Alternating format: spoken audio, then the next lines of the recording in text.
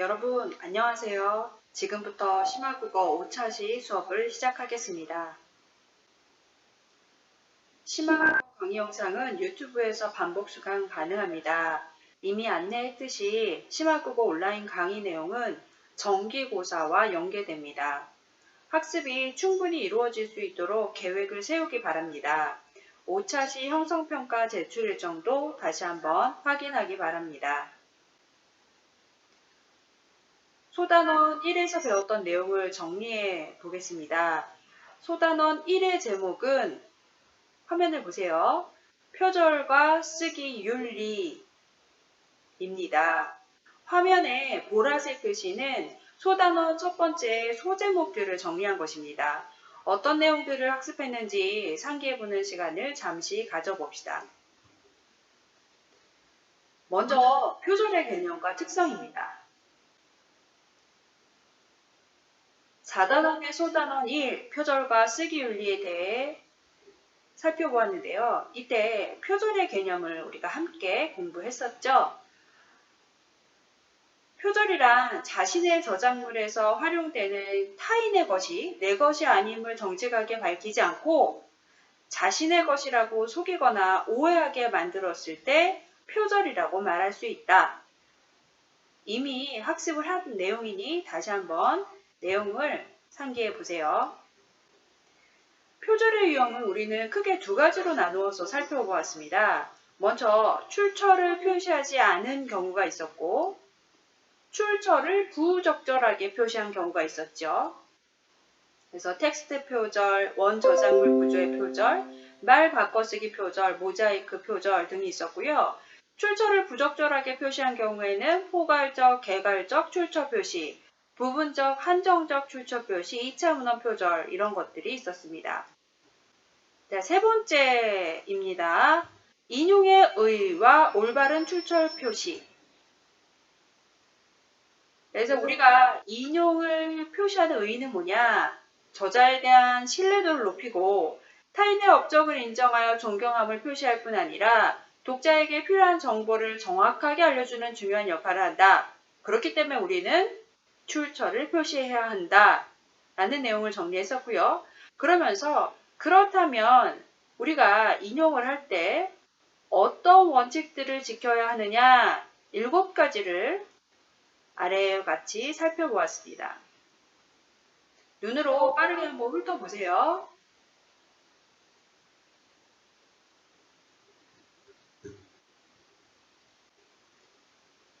자, 마지막이에요. 표절 예방을 위한 연구자의 태도. 자, 연구자의 윤리적 책임이라는 내용이 먼저 나와 있네요. 연구자는 보통 학술적 글쓰기를 통해 자신의 연구 성과를 널리 알리고자 하는데 이때 연구 내용을 사실에 근거하여 객관적으로 제시하여야 할 책임이 있다. 이게 바로 연구자의 윤리적 책임이죠. 그렇기 때문에 연구자는 윤리적 글쓰기를 해야 합니다. 이 내용은 무엇이냐면요. 다시 한번 읽어보겠습니다.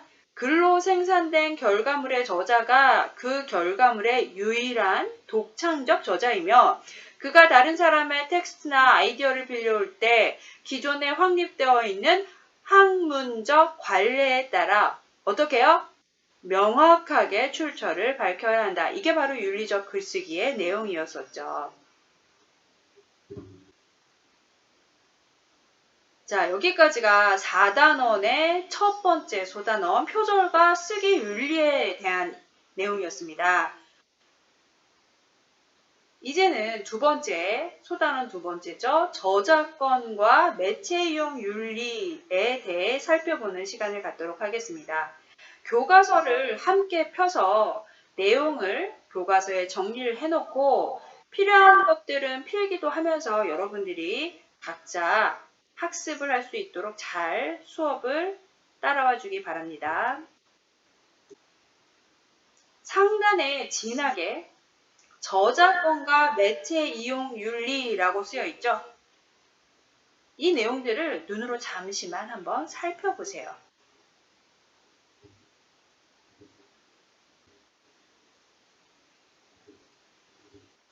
낯이 익죠? 밑줄 한번 쳐볼까요? 인터넷이나 누리소통망 서비스, 뭐 SNS 같은 것이요. 같은 디지털 매체의 대중화는 이를 이용한 표현과 소통의 자유를 크게 확장시켰다. 이 내용은 뭐라고 여러분들 필기하나요? 그죠? 여기에다가는 디지털 매체 및 기술 발달에 따른 편익. 여러분 이거 기억나죠?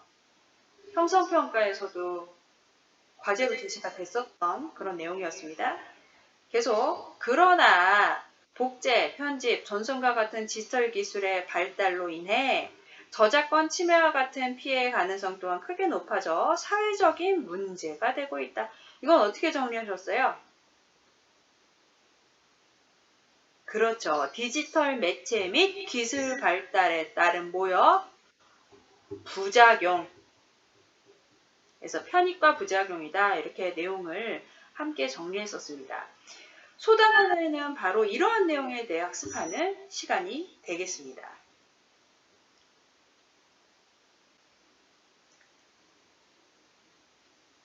전직 언론인이죠. 가가란의 인터넷과 저작권. 진한 갈색으로 되어 있는 소제목을 읽어보죠. 시작! 저작권과 공정이용. 저작권은 앞선 시간에서도 여러 번 언급이 됐죠. 잘 기억이 안 나면 살짝 눈을 아래로 내려보세요. 소제목 밑에 진한 검정 글씨로 저작권이란 하고 쓰여 있죠. 얼른 눈으로 한번 보세요.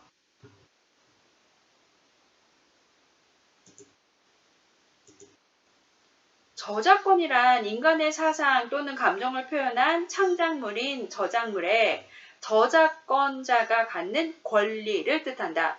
다시 눈을 들어 갈색 소제목을 보세요. 저작권은 그럼 알겠고, 그럼 공정이용은 어떤 맥락에서 사용된 말일까요? 여기서 공정이란 학문적 관행 준수 및 분명한 목적을 가지고 인용해야 한다는 의미라는 것을 이해했으면 좋겠습니다. 처음 듣는 내용은 아니에요, 여러분. 교과서 164쪽 8번째 줄에서 10번째 줄에 한번 정리되어 있는 내용이 있을 거예요, 여러분. 한번 교과서를 펴보세요. 교과서 164쪽 8번째 줄부터 여러분들이 밑줄을 치고 공정한 인용의 요건 뭐 이렇게 필기를 했을 거예요. 확인 한번 해보세요. 그래서 정리를 하면 저작권이라는 것이 있고 우리는 그 저작물을 공정하게 이용해야 한다는 내용을 담고 있는 글이라는 거죠. 중요한 것은 이것입니다. 초점을 잘 맞춰 학습을 합시다. 엉뚱한 내용 공부하는데 시간 허비하지 말고 우리는 제목을 잘 봐야 돼요. 제목이 길잡이 역할을 해준다고 했죠. 그래서 차례가 중요하다고 얘기했었고요. 다음입니다. 저작물의 종류. 저작물의 종류는 실로 다양합니다. 법이 예시하고 있는 것만 살펴봐도 소설, 시, 논문, 음악, 연극, 미술, 건축물, 지도, 컴퓨터 프로그램 등으로 여러 종류인데요. 판례를 살펴보면서 법원에서 인정한 저작권들은 어떤 모습인지 알아보겠습니다. 교과서 172쪽 15번째 줄을 함께 보며 정리해 주세요. 먼저 한복은 전통 의상일지라도 깃, 옷고름 등 독창적인 디자인이 사용되었다면 저작권 보호 대상이다 라는 판례입니다. 화면의 사진을 보세요. 이 사진은 대표적인 우리나라의 한복 디자이너 이영희 씨의 한복 치마입니다. 한복의 전통 무늬와는 달리 꽃줄기를 사용한 디자인이죠. 법원에서는 디자인의 독창성을 인정하여 치마에 사용된 고유한 무늬를 저작권 보호 대상으로 보았습니다. 다음으로는 일명 히딩크 넥타이입니다. 국내 디자인 업체 누부티스에서 히딩크 전 감독에게 선물을 했고 히딩크 감독이 월드컵의 주요 경기 때마다 이 넥타이를 하고 나와 행운의 넥타이로 불리기도 했죠. 문제는 한국관광공사에서 이와 비슷한 디자인으로 해외 귀빈용 넥타이 530여 개를 만들며 불거졌습니다. 결국 한국관광공사와 담당 직원에게 각각 벌금 100만 원이 선고되기도 했었죠.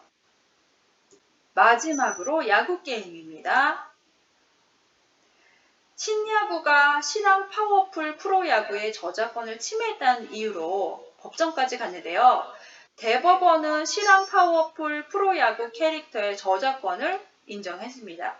캐릭터가 상품화되지는 않았지만 콘텐츠 속의 창작물로 인정돼 저작권법 보호 대상으로 인정받은 대표적인 사례입니다. 지금까지의 내용을 살펴보면 저작권법은 저작권을 가진 자를 보호하기 위한 법인가 보다 라고 생각하기가 쉬운데요. 꼭 그렇지는 않습니다. 화면을 봅시다. 저작권법의 목적. 저작권법의 목적은 창작자의 권리 보호와 문화의 향상 발전이라는 이 두 가지 목적을 조화롭게 충족시키는 것입니다. 그렇기 때문에 저작권자의 권리도 때로는 사회 공동구성원의 이익을 위하여 제한하기도 합니다. 화면에 저작권 제한 사유를 한번 살펴보도록 하죠. 먼저 재판 절차나 입법, 행정을 위한 내부 자료로서 필요한 경우에는 그 한도 안에서 저작물을 복제할 수 있습니다. 또한 고등학교 및 이에 준하는 학교의 교육 목적상 필요한 경우에는 저작권을 제한하기도 합니다. 다음으로 방송, 신문, 그 밖의 방법에 의하여 시사 보도를 하는 경우에 그 과정에서 보이거나 들리는 저작물은 보도를 위한 정당한 범위 안에서 복제, 배포, 공연 또는 공중송신할 수 있습니다. 마지막으로 사적 이용을 위한 복제입니다. 이 내용은 뒤에서도 나오니까 조금 더 귀 기울여 들어주세요. 공표된 저작물을 영리를 목적으로 하지 않고 개인적으로 이용하거나 가정 및 이에 준하는 한정된 범위 안에서 이용하는 경우에는 복제가 가능합니다. 이것이 바로 사적 이용에 대한 내용이 되겠습니다. 이렇듯 저작권자와 사용자 간의 대립되는 이해 조정을 위해 저작권자의 허락이 없더라도 저작물을 제한적으로 사용할 수 있도록 허용하는 것이 바로 공정이용 원칙입니다. 뭐라고요? 공정이용 원칙. 저작권법이 개정되기 전에는 공정이용에 관해 명시적 규정을 두지 않았습니다. 그런데 2011년 개정된 저작권법은 저작물의 공정한 이용 규정을 두어서 이를 입법적으로 해결했습니다. 교과서 173쪽 12번째 줄을 함께 보면 좋겠습니다.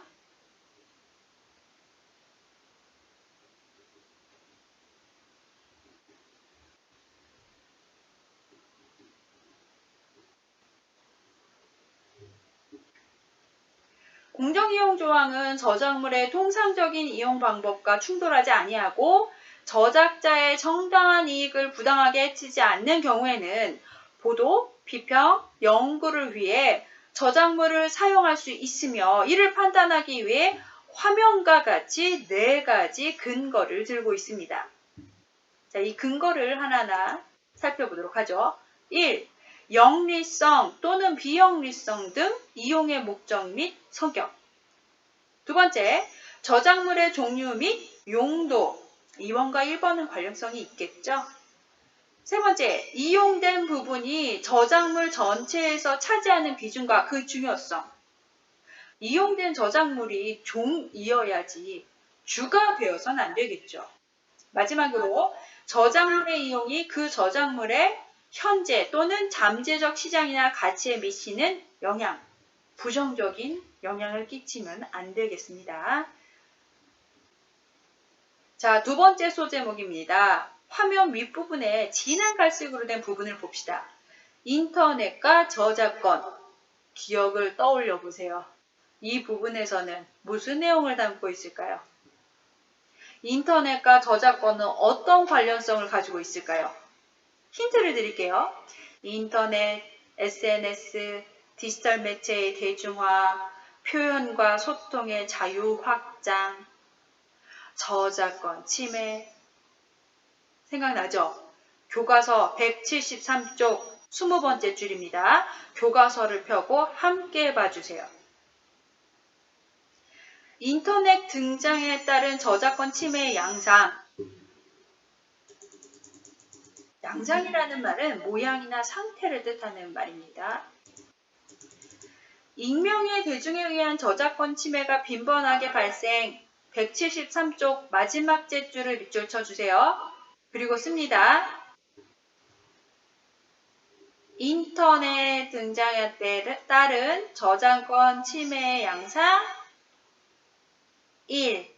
이렇게 필기를 해주세요.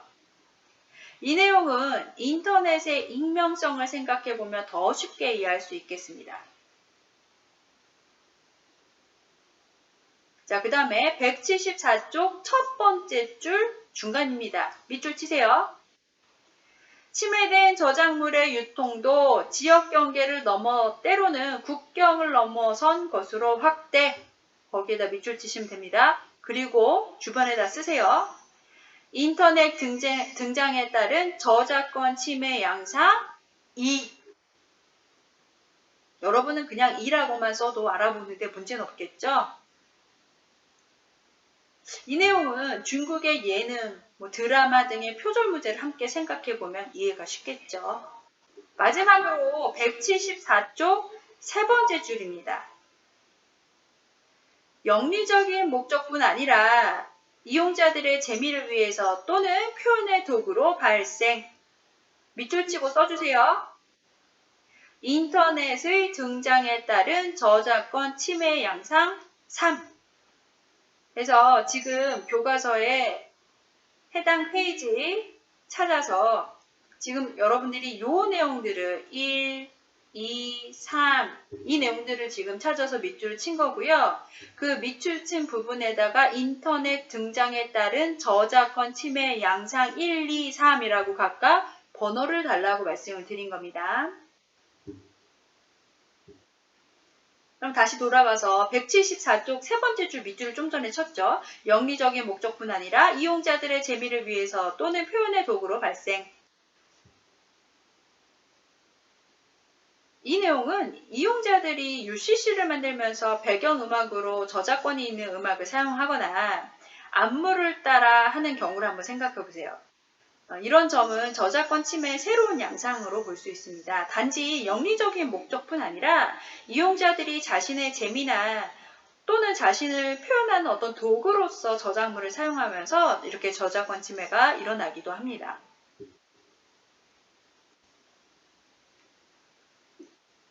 여러분, 저작권법의 목적 혹시 기억나나요?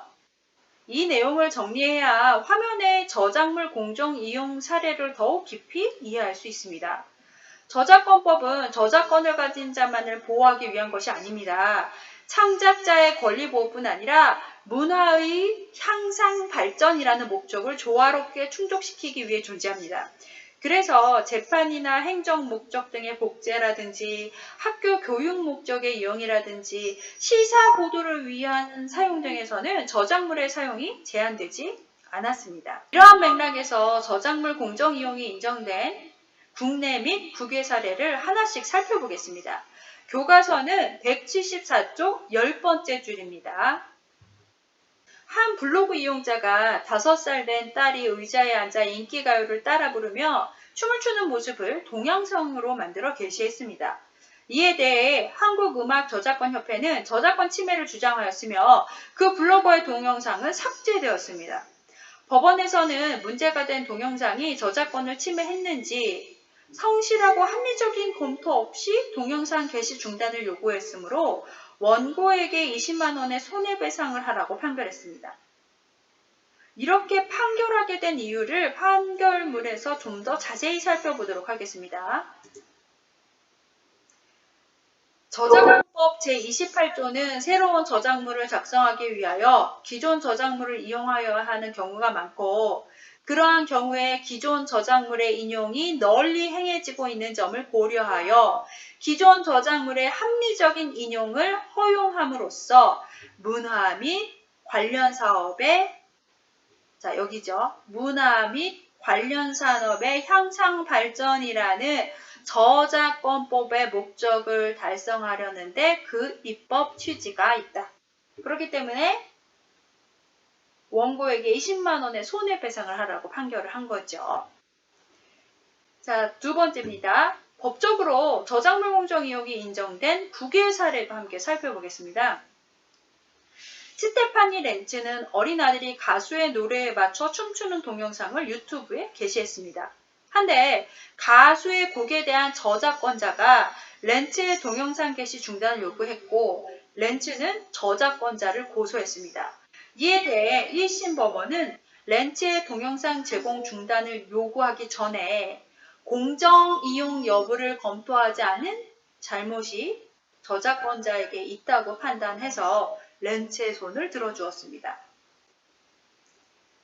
저작권자는 자신의 저작물이 온라인 동영상에 사용되었다고 해서 무조건 저작권 침해를 주장할 것이 아니라 뭘 검토해야 된다고요? 사용된 정황과 목적, 사용된 분량 등을 고려해 동영상 제작자가 공정 이용을 하고 있는지 꼭 검토를 해야 되는 거죠.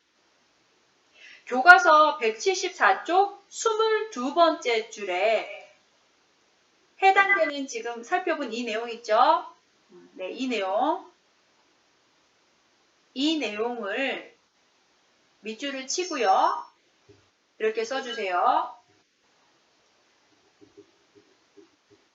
저작권 침해 주장의 주의점이라고 쓰고 내용을 정리해 주길 바랍니다.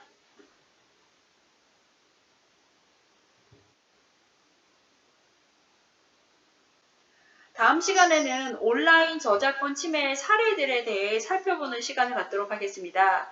과제방에 제시된 형성평가 5를 풀어서 3월 20일 금요일 오전 9시 전까지 꼭 제출해 주세요. 수고 많으셨습니다.